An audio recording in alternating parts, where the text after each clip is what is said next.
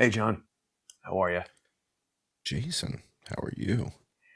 Well, it's been a difficult week. A lot of bad stuff going on around, riots and people. Susan Sarandon was in Union Square. I guess I just missed them, but she's participating in a they call it pro-Palestine, but it really is pro-Hamas, these displays, as far as I can tell. And I don't know. I wasn't too keen on what Susan Sarandon was saying, but how are you today, John? I'm well. I'm wondering, where did you find that photo of my mom to put in the thumbnail? Where'd you get that? This is That's AI for sure. Isn't that a oh, pretty scary looking monster? I thought it was my mom. Oh, okay. It reminds me. Yeah, So no, oops. it's great. I love it. What do you get Cool. there? All right, Yeah, so well, we got a heck of a show tonight. I can tell you that. mm, We had President Xi visiting the United States and President Biden. And, these guys go back. I don't know if people understand that before President Xi was President Xi, he was Vice President Xi. it wasn't There, President there- they, them. no, that's different. That's different. That's very different. That's very, very different. But seriously, do people understand that before President Xi was President Xi, he was Vice President Xi? And he Uh, was Vice President Xi when Joe Biden was Vice President Biden. oh, yeah, he said that they spend all kinds of time together and everything. That's Wow, right. that's interesting. So they spent time together when they were both vice presidents. And now they're both running the show. And she comes to America and says to Joe, this planet's pretty big. I think you can do your thing, we can do our thing. I think everybody's good, right? This place is big enough for two superpowers. I think we're going to be Is fine. that what he said? Pretty much. I mean, I'm paraphrasing a little bit. It sounded more like Nehoma, Shisha, Shisha. It sounded a little bit No, but different, but seriously, because we're yeah. always hearing that China's trying to take over and they're the biggest danger and we're going to definitely kill them with something to do with What's Taiwan. China going to do without Walmart? Where are they going to sell all that shit? Yeah. Where's it going to go? You think the French are buying that crap? No, the French don't buy that crap. Come on, it's all going to Walmart or Amazon, right? So they need a market for all that junk that they make. Hmm. Have you again? Did you ever travel through mainland China? Have you been to some of these factories where they make Oh, stuff? I It's mean, not the wild. factories. I went to the Terracotta Warriors thing in That's pretty cool. Shenzhen or something. Yeah, that's pretty cool. That's pretty cool. I'm talking about the factories. In other words, when you go to Home Depot or you go to Walmart or you go pretty much anywhere and you go buy a lamp, there's a factory in China Right. cranking out lamps the likes of which you've never seen in your life, right? And I talk frequently about how, you can go to Walmart and buy a fishing rod and a reel with lures and a lure box and a floater and a stringer for 1995, right? And Yeah, if it's I said crazy. to the audience, hey, who wants to join us in a business and we'll go make these in Wisconsin? We can make rods and reels with lures and hooks and we'll sell the whole kit retail for 20 bucks. How do you do that? That's Yeah. almost impossible. So you have to tip your hat to China, but they need us as a market.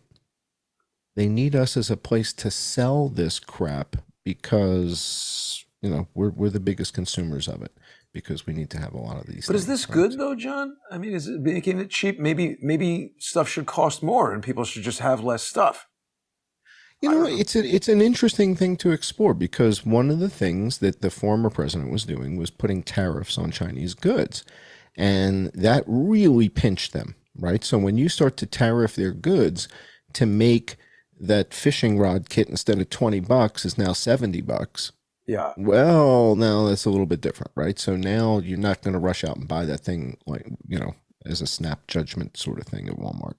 So by doing that, but what about medical supplies? What about the supply chain? What about the military supply chain? The fact that we get all of our titanium and stuff from Russia, the fact that What we about get the all of our chips in the F-35? They never told us what happened to that missing F-35, did they? no, because we go from missing F-35 to there's a balloon to Yeah. there's a UFO to there's a war in Ukraine to there's a war in Israel. this is the bread and circuses thing. You know, we've talked about a 3-ring circus. It's going to a 9-ring circus. I think we're up to 27 rings now. And we got monkeys. The monkeys just killed the kid in India last week, and the same group of, oh, dude, we got monkeys killing kids all over the place in India. What? Why they is that disemboweled a kid, and they killed an older guy the week before. What and monkeys they said did this?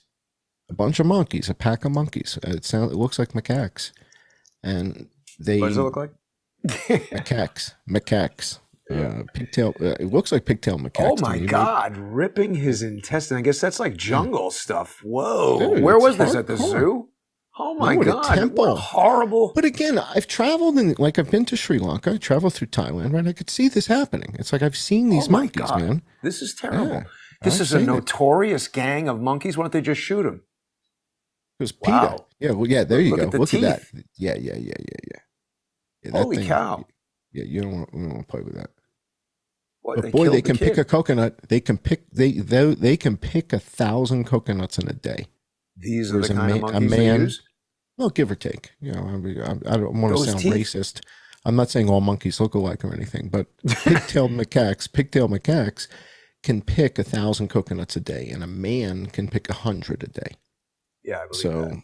Yeah, so that's the difference.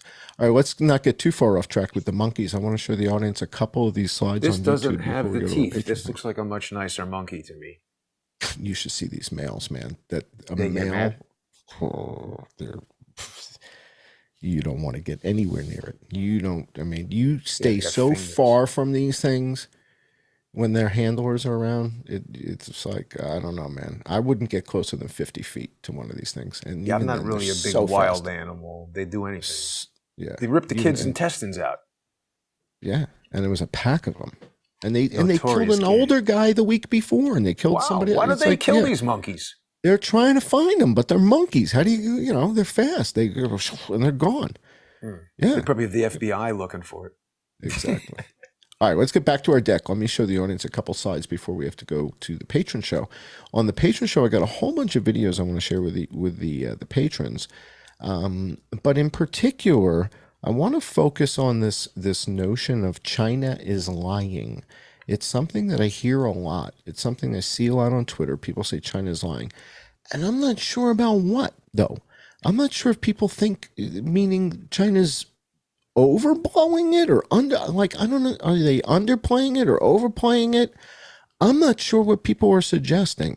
And so this is why, for me, as somebody who's got Asperger's, I just don't get it. So, because I just look at the numbers and I look at the map and I look at the numbers and and I'm like, what are they lying about? Why would they lie? I don't believe in this.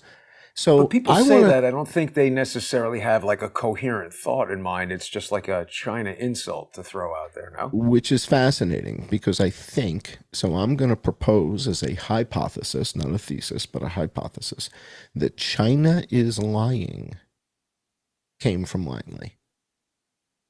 Yeah. I think it came from Langley.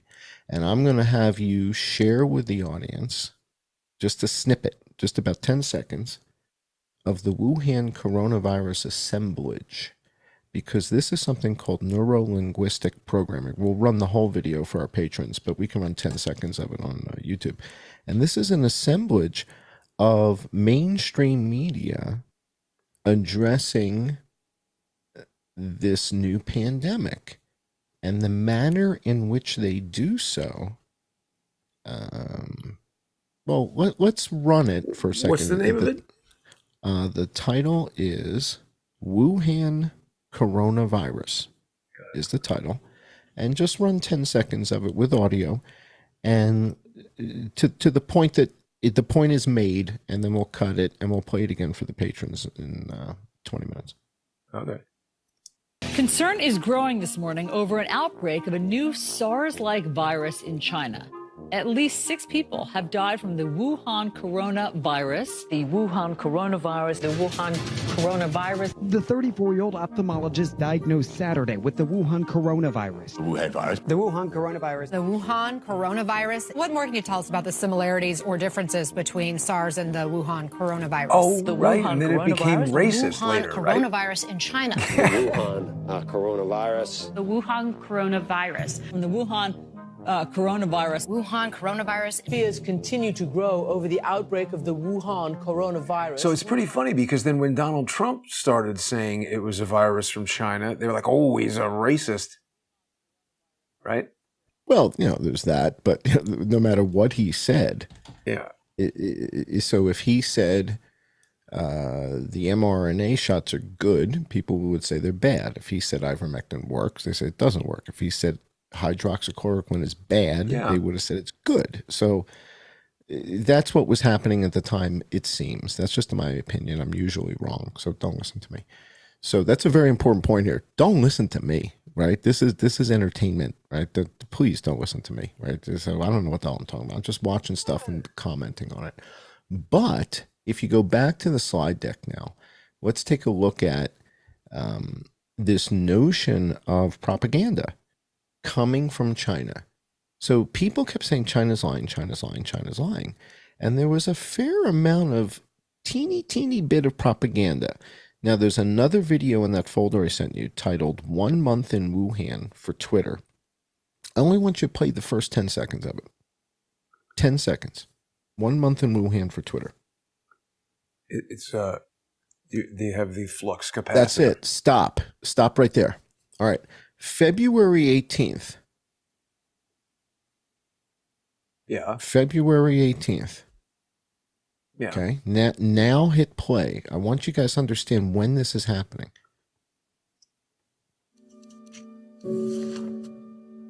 This is.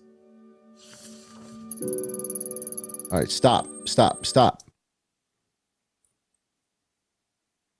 February 19th. They're already a month into this. Yeah. They're at day 28 of the lockdown. That's 4 weeks in. All right. So they're 4 weeks in, mid-February, and they've got, now look at the infections. In Wuhan, how many infections? 615 or something. Okay. And outside Wuhan, how many? 45. It seems like none. That's the rest of China. Wow. That's the rest of China. It's not a lot. Right? And I'm a conspiracy theorist? No, I'm just paying attention. I'm paying attention to the numbers in the thing. Now, let's go back to the slide deck. That's all I wanted you to see here. 1 month into this, there's 50 people, 50 cases in the rest of China. Now, the mark of an educated mind is to entertain a thought without necessarily accepting it, meaning I'm not asking anybody to believe me. I'm just asking you to look at the numbers, look at the data, look at what Johns Hopkins said, look at what the WHO said, look at what the CDC said, look at the official sources. And if you guys have better sources than what I'm citing in the USA, like, for example, there's guys out there who are doing research in particular countries, like Wstr doing work in Scotland, and some guys doing work in Australia using those official sources. But I've been using the CDC and Johns Hopkins University's map of the pandemic. And I'm wondering about the propaganda and the part where the China's lying, meaning was China overinflating the numbers I don't get it, right? Because I keep looking at the WHO. But something happened last night that's important to point out, and that's this next slide here. And that is, you guys know I reported the closest asteroid to miss the Earth in history. I think I broke the story at 4 o'clock in the morning, New York time. And last night, another asteroid went zooming by. And again, we caught it as it passed, didn't see it coming. Wow. And I only realized it because I went to check on Apophis. Somebody was tweeting and asking me a question about Apophis, and I went to check on it to grab a screenshot, and Apophis was the next closest asteroid. Oh, this is closer? And this is inside the 24th, right? So this came within, I think it's 17,000 miles of the Earth's core. Wow. And the diameter of the Earth is 8,000, so we've got a radius of 4,000. So you got to take 4,000 miles off of that. But when it says rarity 2, does that mean super rare? It means pretty rare. So this goes in, every 10 years, every 100 years, every 0 year. is the rarest.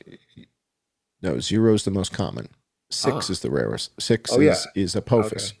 Oh, yeah. Right. Right. So Apophis is a disaster. So that's 23,619. This is 17,012.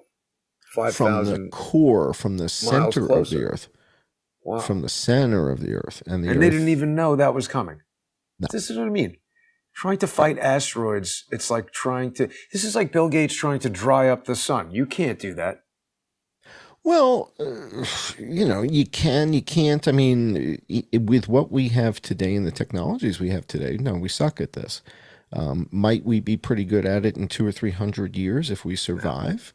Maybe, but we're not. It's dude. This is Fermi's paradox. This is why there's so few civilizations traveling around the galaxy, is because they get wiped out. And if it's not, it's very hard to go there. Well, it takes time to figure all this stuff out, right? Imagine the F-35s 100 years ago, right? People freak out. You show up with one of those things, right? But it's still nothing compared to these spheres we see flying around in Iraq, zooming across the screen. Nothing like that. So net of all this is, for those of you who are on Tinder, you might want to lower your standards a bit because you just never know, right? I mean, you just never know, right? I think if you're on Tinder and lowering the standards, it's like, where's the basement? That's very well played. All right, let's go to the next slide. So we did have a pretty close shave last night. So congratulations, everybody. We survived another one. But this is what I'm talking about. This is the map from March 13th, 2020. And things sure do look bad, right? Red.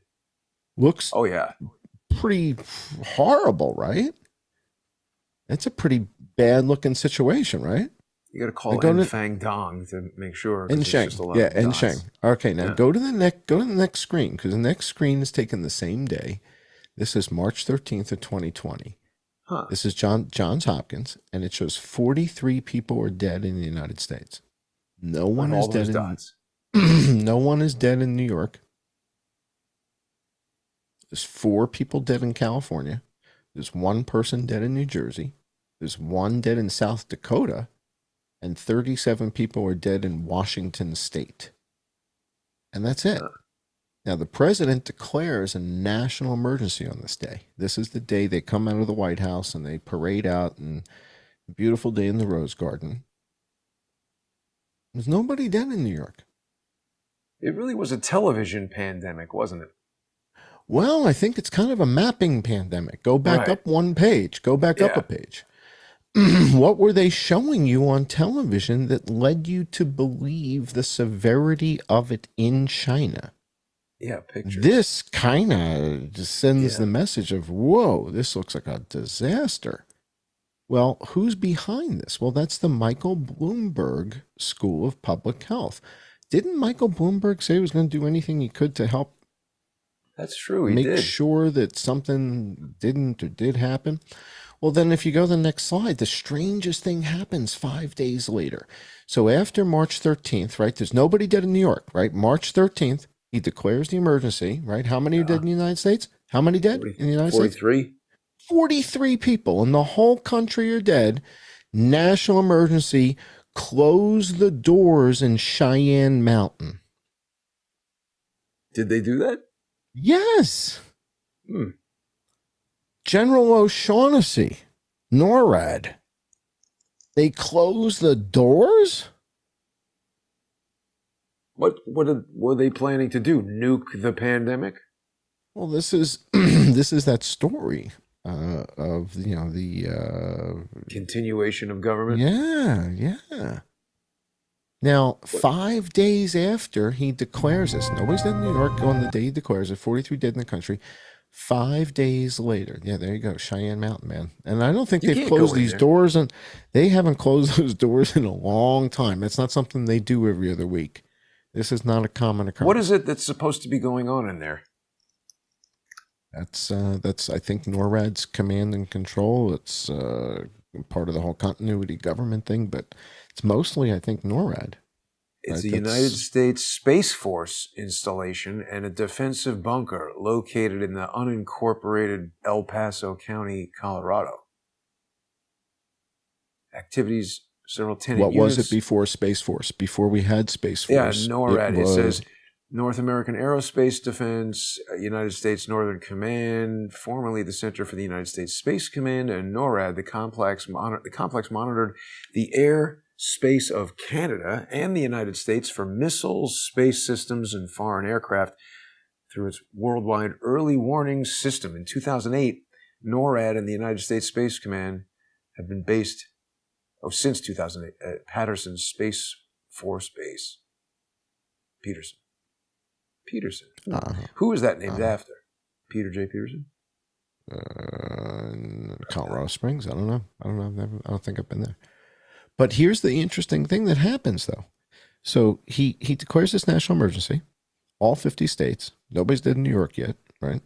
Go to the next slide in the deck. Because just 5 days, no, that's it with Hillary. 5 days later, Hillary says, well, then we really are probably going to need to vote by mail. Oh, man, it was her. Of course. And She then they start says- really accelerating it, right? Well, on the day she says it, there's still not 200 people dead in the whole country yet. So in other words, the president declares this national emergency. There's not 50 people dead. She's calling for vote by mail, and there's not 200 people dead. It's 5 days later. You know they did it. There's not 200 people dead. And she's got a solution to the problem in November. This is in March. Are you worried about November and March? What is she worried about? It's a good point. Wendy says, I believe they planned it for years, but had to do it to get rid of Trump. I think Wendy might be onto something. I think let's take a look at that next slide in the deck, because I'm wondering if who's that guy? Where'd you get that? This is. Oh, you jumped 2 slides. There you go. Oh. Yeah. Sorry. So Brad Wenstrup did not kill himself. Okay. What are you talking about? Brad Wenstrup, the chairman of the select subcommittee. Yeah, I'm saying Brad Wenstrup is not suicidal, and Brad Wenstrup has. But no this is the plans letter. to What kill is this himself. letter he's asking for that they didn't Well, give? this is the letter where he's saying to the Inspector General of Health and Human Services, why exactly was Dr. Fauci meeting with the CIA and not being signed in? We have a whistleblower who's attesting to the fact and they that still Dr. haven't told us. is no response. Nothing. This is since September 26th. We're coming up on 2 months now. Oh wow! And I'm wondering, did the CIA put a fish's head in his mailbox? Was there a horse's head in the bed? What did they do? Because nothing's happening here. And is anybody calling attention to the fact that nothing's happening here? I mean, we got, that we got the water problem solved out in the lake, right? You know that the Lake Mead thing is done, right? They filled it up water somehow, again. right? How'd they do that? Well, because we went out there and made a whole issue out of it, and now they filled up the lake. And in fact, they're redoing the deal with the Saudis. They're redoing the water deal, and like all that stuff is coming out now. It's all coming out. It's all coming out. So, what is going on with this?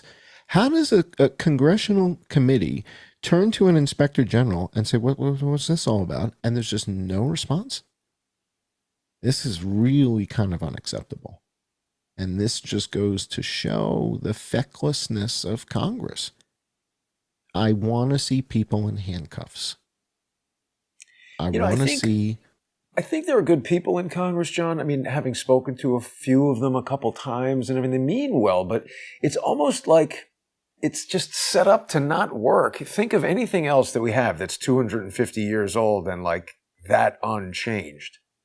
They just need to say it. So, for example, when the people sitting in front of Congress who were sworn in give these nonsense answers, you just hold them in contempt and put them in handcuffs and take them away, and they'll get to see a judge, and they'll get to, they get their due process, But this No. can't be acceptable behavior.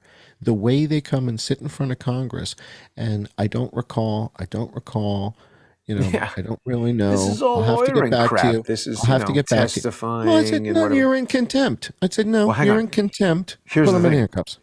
Because we're out of time here, but we are going to continue on the sponsor exclusive segment. So people will be able to join us in just about 5 minutes on subscribestar.com/IamJohnCullen, patreon.com/IamJohnCullen, odyssey.com/@crowdsourcethetruth, crowdsourcethetruth.substack.com. I really want to urge people, if you have not yet read the Twitter coup, I know I've been talking about it for almost a year.